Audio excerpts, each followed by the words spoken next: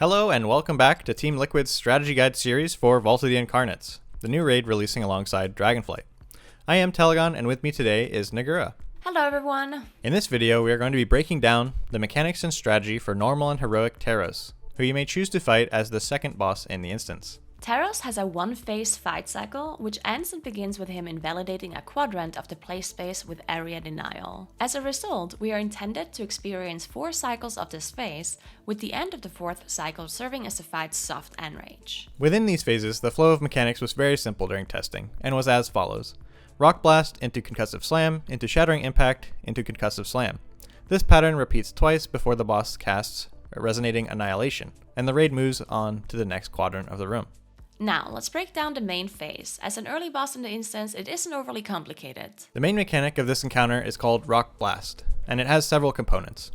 Rock Blast itself targets a random player with a circle. Simply move into the circle to reduce the damage that the targeted player and the other circlers will take. As this occurs, several players will receive debuffs called Awakened Earth.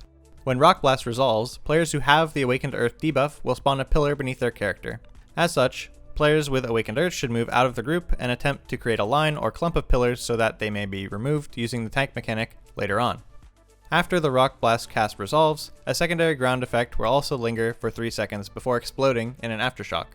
Simply avoid this after soaking. Concussive Slam is the tank mechanic of the fight, and it enables the removal of the pillars from Awakened Earth. This is a line mechanic dynamically attached to the aggro target at the beginning of his cast.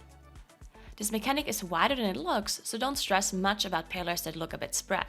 You will usually be able to hit them. And on lower difficulties, if any pillars are missed, you should be able to break those that remain with the second cast before you get a new set of pillars with minimal adverse effect on the raid. Awakened Earth pillars pulse the raid for damage if not broken with the tank mechanic. However, when the pillars are removed, they also deal raid damage. When broken, they deal initial damage as well as applying a high tick frequency dot to the entire raid for 12 seconds. Breaking these pillars is the main source of damage in the fight, and it is one you have complete agency over. I think, on lower difficulties, you should be able to place all the pillars together, break them with the next Concussive Slam, and heal through the damage relatively easily. Although you will want to plan for this damage by allocating your raid's healing and damage reduction effectively. Shattering Impact is a melee targeted cast with a clear ground effect indicator. It is here that we see the main difference between normal and heroic.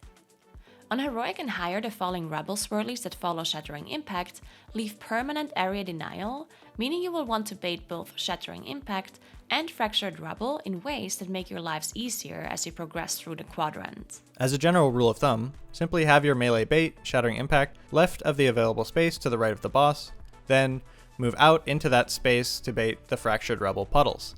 Ranged can ignore the first part of this bait, as they cannot normally be targeted with Shattering Impact, and simply bait the rubble to the right of the quadrant and move left towards the next quadrant as necessary. Note that this assumes you are moving clockwise from quadrant to quadrant referencing the boss. You can of course do the inverse if that comes more naturally to you in your raid.